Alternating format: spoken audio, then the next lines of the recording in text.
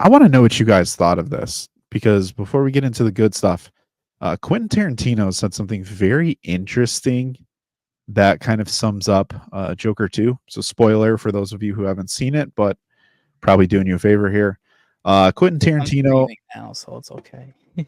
yeah, I mean, it's pretty, yeah, they kind of took away their own spoiler warning there. But Spider Brand, I'm curious what you think. I know you saw this in theaters, but Quentin Tarantino said he loved Joker 2 and said that Todd Phillips is the Joker.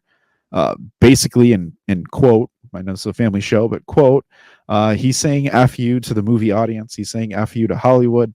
He's saying F you to anyone who owns any stock at DC and WB, Warner Brothers. Todd Phillips is the Joker.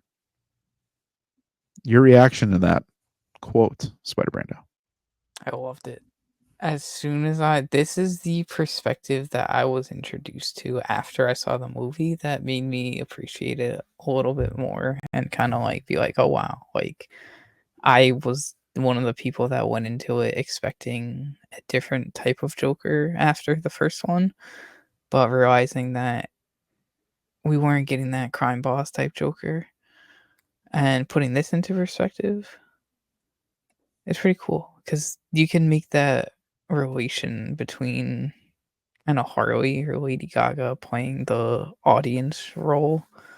Um, Not going too much into spoilers, but throughout the movie, you can kind of see that she does react a lot of the ways that like many audience reviews or whatever critique the movie for, and like what we wanted to see out of the movie, and it was just like it kind of was like a big fu to the audience, which is funny to think about. Hero, any thoughts on this? But I kind of agree with what you're saying, Bay. It just feels like he made this for himself, and people are starting to realize that more and more. And I think Quentin Tarantino is the first one to come out and support that because if you know Quentin Tarantino, he makes films that he wants to see, and sometimes that's good, sometimes that's bad, depending on who you ask. I just think the big problem, and I can only say this as someone who hasn't seen Joker 2, has only heard the good and the bad between it and hasn't seen it for himself. But it's not the fact that they went out of comic accuracy. I don't think anybody particularly cares about that. It's just it feels like such a betrayal of what they were even setting up within the first film, from my understanding of the film. Yes, once you can read news articles that are like, hey, this is what the movie is supposed to be because the director wanted it to be that way. Sure, but in a way that does ruin an experience because if you don't go into that movie with that perspective, then you're not going to like it. And I think that's how a lot of people are. Spider-Man, I think you said it yourself. You didn't care for this movie. It helps that you now understand what the intentions were, but I still don't think that makes the movie good. Oh no, that's why I even said it like in my kind of reviews after or my tweets after when I was coming onto this side of Twitter after I saw the movie.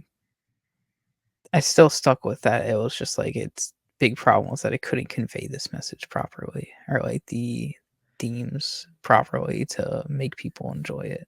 Exactly. And I've seen Which hurts the movie. people. Sorry, forgot to add that. It does, no, for sure. And I've heard people on social media come out and try to defend the movie, and they were like, "Hey, Joker 2 isn't as bad as you're making it out to be," which is fine. But I've heard a lot of people say, "Hey, even at the worst of this movie is just boring," and that's bad.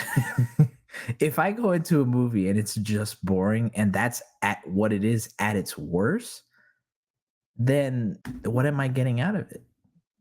You know? And Nate, I agree. It was setting it up, and even if he chose not to go down the route, right? Because I don't necessarily think Arthur's character wants to be the Joker. He's just thrust into it, And I think the sequel just should have been him exploring or them exploring what that meant, which is kind of what they did, but not really from everybody's understanding of the movie. So, despite it still being fresh on Rotten Tomatoes, and I think we can all kind of agree that most critic websites right now don't particularly matter anymore. When it comes to films, to games, to most things, it's kind of the fan reception. That's what carries it and makes it really good or makes it really bad. I don't know. Quentin Tarantino's a director first and foremost, and he always will be first. So I like that. I'll put it this way. I could have never expected this, but I'm more intrigued to watch the movie as kind of like a case study now of like how people feel about it and what people in the industry say about it and kind of what Todd Phillips did, kind of looking at him as kind of the villain of the story in a lot of ways, because, you kind of tie in like how he just really straight up denied DC Studios. He's denying the fans a character that's beloved and maybe an all-time great. And kind of moving away from the lore of what comic book movies are kind of about, which, again, is what the first one was kind of positioned as. And, I think there's been a lot of misleading with this movie. So I think there is a curiosity, but I very well can see myself being uninterested throughout. it almost, and I'm not coming after him, but it almost feels like Zack Snyder again, where it's come out in months prior that he's he was like, hey, I made Batman the way he is because I wanted to take the character and basically change or challenge people's perspectives. They told me I can't make him kill, but I made him kill. Look at that. What I just thought of. It's essentially like he wanted to do a movie on mental health, but framed it as a Joker movie. Because it was like, it was good. It had some good stuff in there with like the badness of what like a bad mental can do to a person.